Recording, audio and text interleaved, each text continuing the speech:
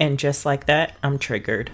Welcome to the Makeup and Beauty Podcast, where we talk about all things makeup and beauty with a dash of fashion and pop culture. I'm your host, Cmichelle, and let's jump right into it. Welcome to the special bonus episode of the Makeup and Beauty Podcast.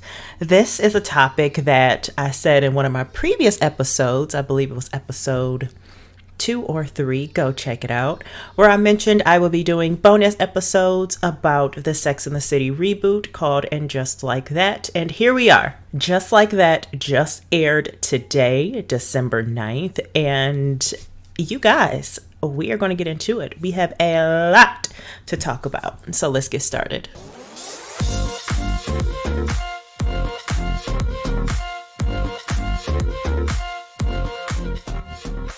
You guys, we have so much to unpack. This is so much. If you were waiting on this show to air, oh my gosh, you are going to be in for a doozy. Spoiler alerts. I am going to be talking about the episodes in depth.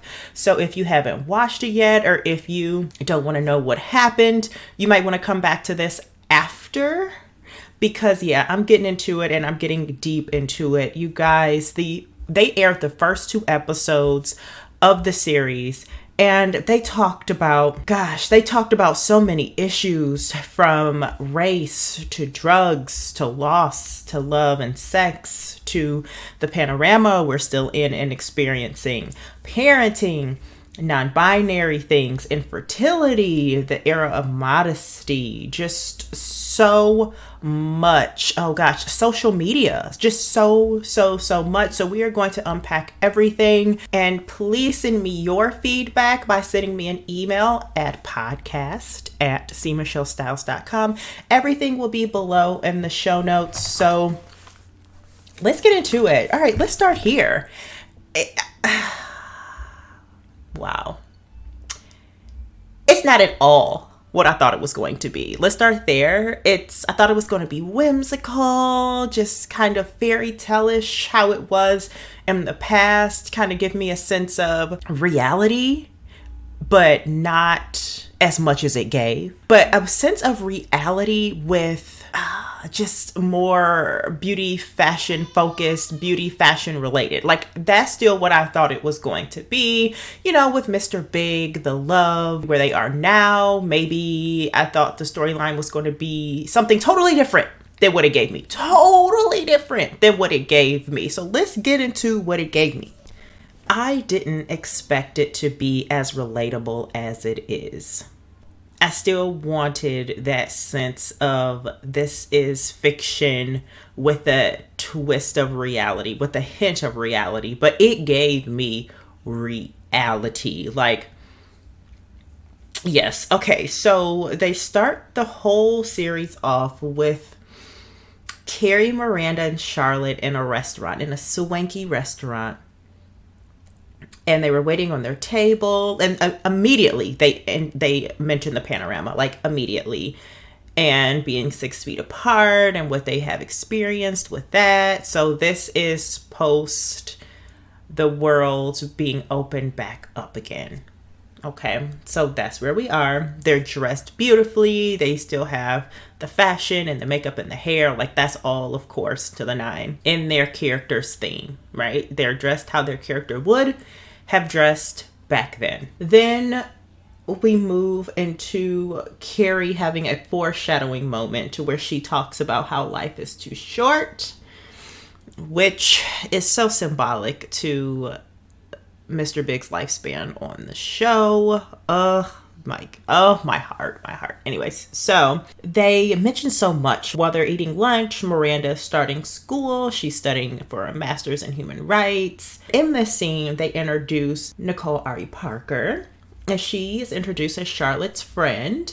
She's Charlotte's friend from school, and her character's name is Elisa Todd Wexley, and they call her LTW. So she is a part of the New York elite.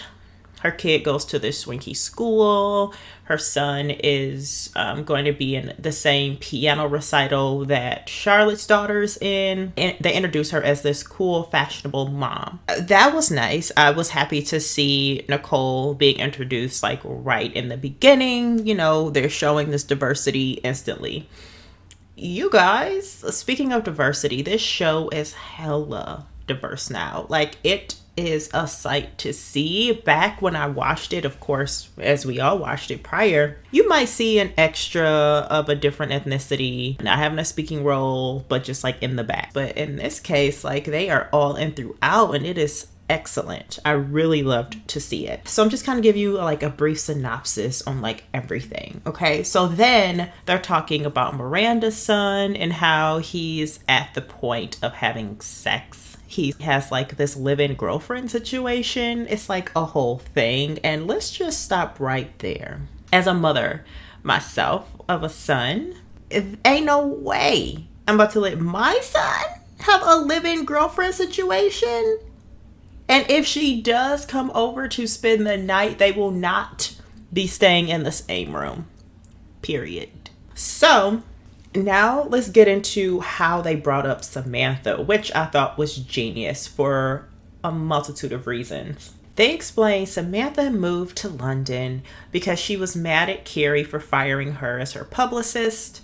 Carrie fired her as her publicist because of how the book business is going. Well, not reading as much or this or that. So she fired her as her publicist, and Carrie said that Samantha fired her as her friend as the result. They've all been reaching out to her, calling and texting, and Miranda asked Carrie specifically, like, well, maybe if you reach out to her, then she'll respond. Carrie responds saying, I've done everything that I possibly can to connect with this girl, but she does not want to connect back, right? So one thing about that whole scene that I thought was brilliant is in case Samantha does make an appearance, they left it open to where she could. I loved that because I'm hoping that somewhere throughout the series, she will come back. They will reconnect their friendship and it will just be the Sex and the City that we all want it to be. So I like how they left it open and they didn't say she like had some other traumatic situation. She just moved away. She can always move back. She can always pop up. Cool. So she can always be written in some other kind of way. I liked that. And don't forget, you guys, let me know what your thoughts of the episode are over on Instagram at Cmichellestyles or at the podcast's Instagram, the Makeup and Beauty Podcast, or you can just shoot me an email at podcast@cmichellestyles.com. Speaking of podcasts, we're going to move forward to Carrie's new job. Okay, so Carrie is a podcaster now. She's on a podcast with a non-binary woman named Shay and a guy whose name slips my mind, but he's super funny because I remember him, I think, from Mad TV or Saturday Night Live, one of those shows. So the podcast is talking about sex, love, relationships, and things like that, and it gets pretty explicit. So Carrie is just trying to participate but can't really because she's not comfortable. So pretty much her job is on the line by not being so open about her sexuality, her sensuality. What do you guys think about that? Are you open about yours? Would you be comfortable sharing your personal information about what you do in your bedroom with your spouse? I know I wouldn't be. So I understood her plight where she's like, I don't really want to talk about this. However, her situation is that's her new job. What will she do? Either way, I thought that was an interesting scene. So let's move into probably the most awkward scene, and that is Miranda in that law class. Oh my gosh. So as I mentioned before, she is in class to be a human rights activist. She left her job of almost 30 years to, as she said, not be a part of the problem. And she wants to make a change. She wants to make a difference.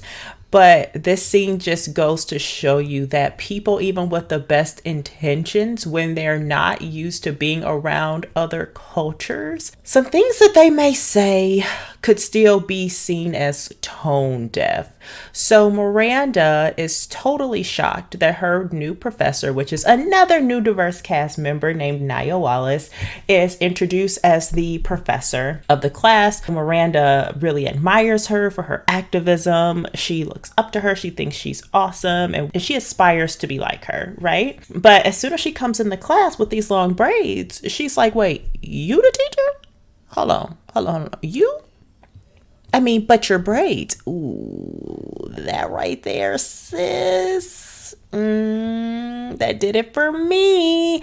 It was such an awkward scene to watch because it's true and it's real and it's so relatable how when you're not used to being and seeing other people that don't look like you and they do something different with their hair, it's a conversation. Like, I hate that. I loathe that. Where as a Black woman myself, when I change my hair, it has to be a point of conversation. It should not be a topic of discussion. It should be either, if you have to say something at all, I like it, that's it. And if you don't like it, that really means you should keep that to yourself. So the only true point of conversation should be that you like it. If you don't like it, everything else should be not said. And that has happened to me, and I'm sure it has happened to every single other Black woman listening to this, where you change your hair and you get a myriad of questions about it. It shouldn't be a thing. It shouldn't be a thing, because I know I don't go around asking people of different ethnicities why they cut their hair or why they colored it a certain color or why they did what they did. Either I say I like it or I don't. Which 9 times out of 10, I will never tell someone I don't like their hair. So either way, it was an awkward, realistic, another point of diversity on that show where they're talking about race. They're talking about things that truly happen, where again, a Black woman's hair is such an important topic for people other than Black people. I'm going to leave that there and I'm going to let everybody process on that. But it was a true scene about how when a Black woman changes her hair, she looks totally different and it could be seen as unprofessional. And let me know your thoughts on that topic, y'all, because I'm just going to go ahead and move on from that at podcast@Cmichellestyles.com or over on Instagram at Cmichellestyles, and let me know your thoughts on that scene. But it was, again, an excellent scene depicting reality on how Black women are very much so targeted for having different hair. All right, so moving on. Oh, wait, before we move on, one other thing I wanted to mention is, and maybe another point for Miranda in that scene was her issues with her own hair and changing her own hair, because Charlotte was kind of giving her crap about dyeing her hair to be red again. And, you know, she's like, I don't have to do that. So let's see if later on in the series, if she doesn't dye her hair to kind of like feel better about it. Because I do feel like she could be feeling some type of way, but doesn't truly want to admit it or give Charlotte the satisfaction that she does. And maybe when she saw the professor's hair change, she felt as if, oh, well, she can do it. She's a professional woman. Then maybe I can change mine too. I don't know. I'm trying to give her the benefit of the doubt, even though you know what I'm trying to say. Fast forward. All right, Charlotte. I think I mentioned prior in this episode that Charlotte has the 2 kids, Lily and Rose. They are probably like preteens age. They still look young, like 9th grade, maybe 10th grade, 8th grade, in that realm. So Lily is super girly and Rose is a tomboy, and she's fighting with her child on what to wear. And that brings me to another thing they talk about in this episode of parenting and where they are and how they parent. And I'm excited to see more about how they parent in this show. Let's get into Carrie with Mr. Big. So Carrie's scene with Mr. Big was so sweet and so symbolic, because Carrie was in the kitchen cooking with her hubby, drinking wine, listening to music, and they started some new traditions since lockdown. And they would put on their record player and eat their dinner and drink wine and They played a song called Hello, It's Me, which is the title of this episode. And it's so, if you listen to the words of the song, it's so symbolic to what's going to happen. But of course, you're not thinking about that. All you're doing is, in the beginning of the episode, you're just still thinking that it's going to be sweet and fairy tale-ish and all of that, instead of listening to these words that's pretty much saying, in a sense, goodbye to her. It's so deep. Like, whoever wrote this show just did such a good job because it gets so deep. So they're in the kitchen cooking, and they're cooking this meal right before she's getting ready to go to Charlotte's daughter's recital. So they were going to go to the Hamptons, they meaning Mr. Big and Carrie. They were going to go to the Hamptons that night, but Charlotte had coerced her to please move her trip so she can attend Lily's recital. She's been working on it for over a year. Sidebar, speaking of that Lily, something told me to go onto Twitter randomly. I haven't been on Twitter in gosh knows how long, but something told me to go on there and just see what people were saying about the show. And lo and behold, I found some of the funniest memes, the absolute funniest memes. You guys, stay tuned to the end of the show for this funny little segment we're going to do at the end of each episode, but I'm going to tell you this one first. The meme says, Lily has ruined Carrie's life twice now. I hollered when I first saw this because it's true. When Carrie was getting married to Big, Lily took her cell phone when Big was trying to call her and put it in her little cupcake purse. And then now going to her recital. Gosh, the symbolism, you guys, I can't. Okay, back to the show. And she really, really, really, really wants Carrie there. In my heart of hearts, I wish she just stuck to her guns and said, no, she's not going. Or I wish Mr. Big did go. Because it's so many things. Because if he went, things probably would not have happened the way they happened. But they were supposed to happen the way they happened, which I'm getting to. So they had their moments, they're making the dinner, and then it's the next day. So the next day, they are going to the recital. She asks him if he wants to go. He doesn't want to go. He's sitting on the ledge in their house, just kind of admiring her and looking at her. Oh, it was such, like, the acting was just superb. Staring at her, and he's like, I'm just looking at you. Because she's like, what? He's like, I'm just looking at you. And that was the last time he was really going to see her. Oh, my heart. Okay, so moving forward, she gets to the recital. Everything is fully kind of coming together. They brought her best friend out, and they're the married couple. They had a fight. And then they get in there. Miranda's drinking wine. They introduce Ari Nicole Parker's mother-in-law. It was just a whole bunch. Her son did his scene. And then now let's get into Charlotte's daughter playing the piano. She played a powerful piece, right? And during this time, Mr. Big is on his bike, cycling. Seeing Allegra, which is an inside joke between Carrie and Big. Allegra is his Peloton instructor that he loves so much, who gives him a shout out for his 1000th ride. And anywho, so he's doing that. And then next thing you know, the pianist is Lily. The pianist is just playing really passionately. The song is a very strong, passionate, dynamic song to emphasize the scene and to emphasize the drama. So he's biking. He gets off the bike. He grabs his arm. His arm is like starting to hurt, which is like a sign of a stroke, right? Or a heart attack. His arm is starting to kind of like give out and feel weak and feel uncomfortable.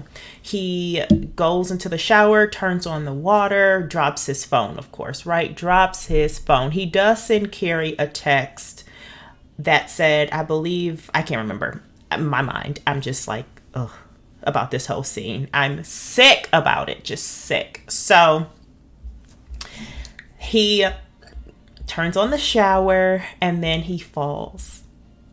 He falls. Oh, he falls to the ground, holding his arm and his chest. And while this is happening, they're going back and forth between showing Carrie's face, showing Lily playing the piano, and Mr. Big as he's sitting there dying. Yes, I said it. Yes, you heard me. Dying.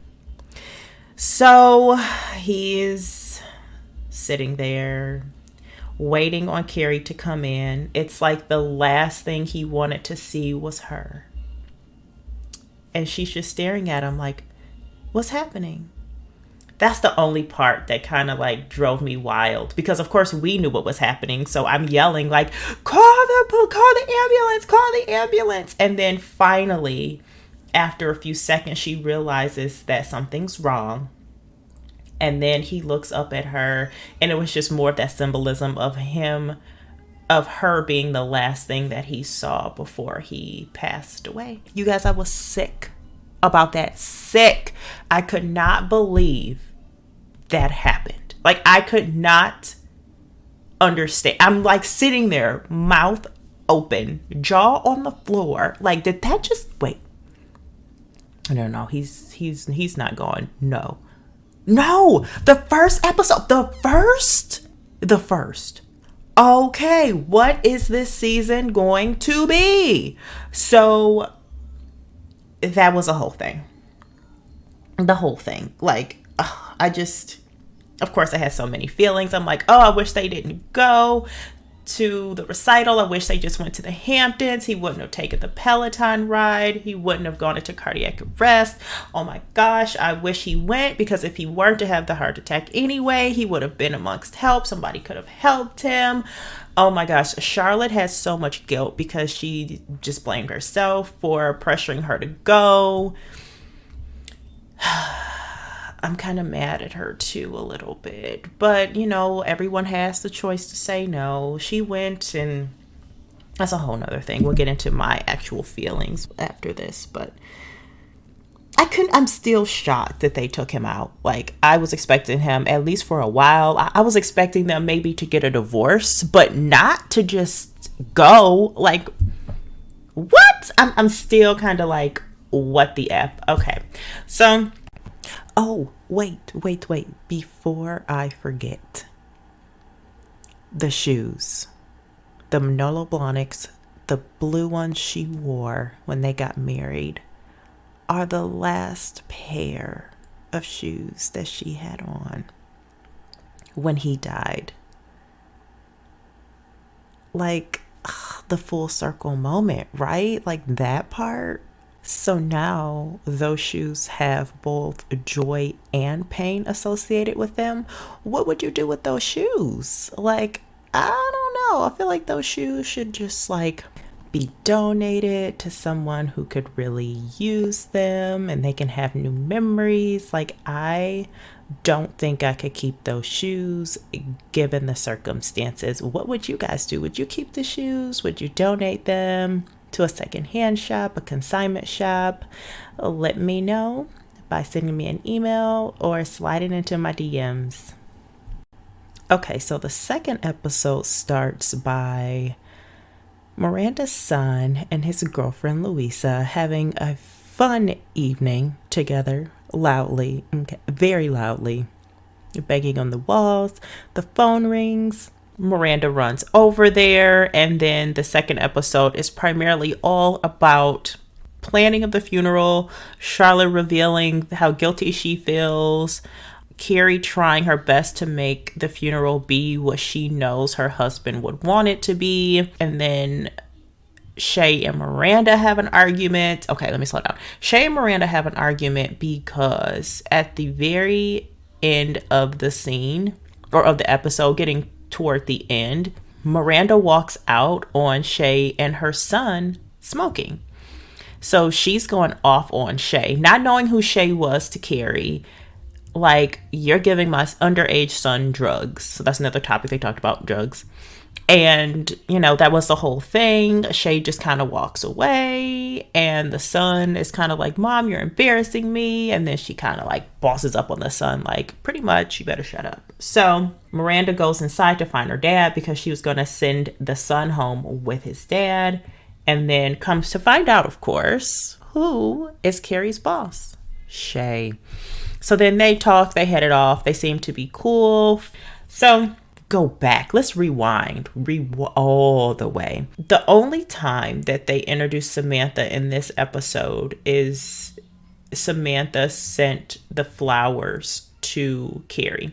So when Carrie arrived at the funeral site, there were flowers on top of his casket, and she was so upset. She's like, no, he wouldn't want this. I have to find the coordinators. She found the coordinators, asked who the flowers were from. They were from Samantha. And then she said, okay, the flowers can stay. And then they had the funeral, and it was just like a whole bunch at the funeral. Needless to say, the first episode gave me all that it needed to give. The second episode was really good. It was more on Miranda and her in school and her experience with Naya and her saving Naya. And they brought up some more race issues, and gosh, it's a lot. But overall, you guys, I was super shocked by this show. It was not at all what I expected. I was definitely triggered by how Big passed due to just a personal experience that I've had amongst my family, and just kind of similar. Like, if we weren't there at that time, I know the circumstances would have been different. So it was just like, it triggered me. It triggered me hardcore. It brought me back to a place that I hadn't been in a while. I hadn't visited in a while because things are better, and I just wanted to put it behind me. But it definitely brought like some emotion out of me, thinking about how that very well could have been the situation, as he was just lying there and needing help. And again, I know these are fictional characters, but there are moments in shows that can trigger you. So if you have ever been triggered by a show, a scene, or something, then you get it. But totally did not expect the show to be that way. So real. I didn't expect it to be as real as it is. I was hoping for it to still kind of be a place of like non-realities. I'm like, oh, okay, so it's not just about makeup and hair and Manolo Blahniks and no. Oh, okay. Wake up, grow up. Oh, okay, cool. I will do that. It is, I still think it's going to give me what I need it to give me. I am just shocked at how it gave me what it did. And I know some of you are like, well, what did you want it to give you? What do you mean? Explain. I just wanted it to give me what it used to, in a sense, in the beginning, with a twist of reality. I wasn't expecting as much reality that it gave. Like, it gave like 100% present day, this is where we are now type of reality. And I just wanted to kind of live in the past a little bit. I wanted it to just focus on love and beauty and fashion and hair and makeup and just all of that. That's where I just wanted to be. I wanted to be in that space for as long as I could. And I still got that from this episode. I just got reality too. So I definitely think it was a good balance. But again, I'm just shocked by how Mr. Big died in the first episode. I was not expecting that. I think the writers did a brilliant job keeping you on your toes to wonder, like, well, what in the world is going to happen next? The characters all remain the same personality wise. I'm excited to see if there is much change with them. But y'all, I'm definitely blown back by what happened. I was hoping that Mr. Big would be on there much longer, but it is what it is. It kept me on my toes. It struck so many different emotions, And that's what a good show does. Okay, let's switch it up a little bit and get out of this somber mood because I'm in such a mood because of the show. But, well, not really, but you catch my drift. All right, so let's get into some of these funny memes. Okay, so someone wrote on Twitter, "It's time we point out the real villain of Sex and the City.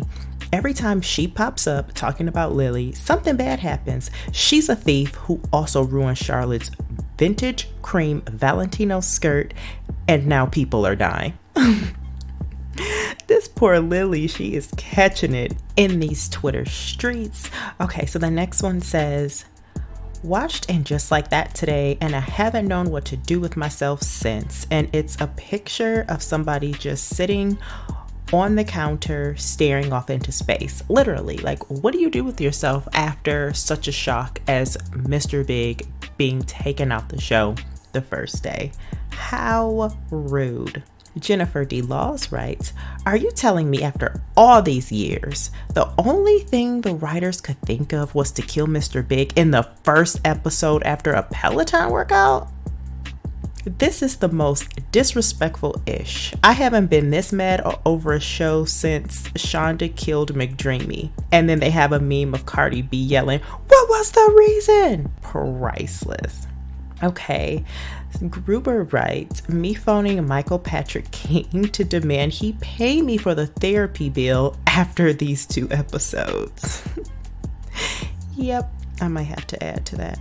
Someone wrote, "I feel so betrayed," and they have a picture of Carrie and Big. I agree, I do too. Someone says, "I'm hella pissed. We deserve to see them thrive. Now this one right here hit me. Yes, we deserved to see them thrive. As much as Carrie has been through with Mr. Big, we finally get a reboot to figure out what's happening with their lives, and then he dies." Really? Like, you couldn't give us like a season and them just being blissfully in love with maybe a fight or two for a little drama, but nothing? You know what? Plot twist, they're probably going to bring back Aiden. They're going to bring back Aiden. And then Aiden is going to heal her heart, and it's going to be this whole big thing. And then he's the person that most people probably feel like she should have chosen anyway. But anyway, we're at the end. I thank you guys so much for listening. So I would love to know your thoughts on the show. Please send me an email at podcast@Cmichellestyles.com, or you can send me a DM at Cmichellestyles or at the Makeup and Beauty Podcast to give me your thoughts on the show. I love the series so far. It is interesting. It's insightful. It is all the things. And I'm excited to see what they do next and where they take it next. So I believe it's going to be 10 episodes. They gave us the first 2, so we have 8 more to watch. And come back next Thursday for the recap of And Just Like That. And also make sure you come back on next Tuesday for a normal episode of the Makeup and Beauty Podcast. And if you loved this podcast, please make sure you subscribe and share this with other people that like podcasts and topics that I talk about, makeup and beauty, in the series And Just Like That. So I'd appreciate the love and support and you sharing and supporting this podcast to reach new ears and listeners. Thanks again for joining me for Beauty and Community. And until next time, adios. Besos.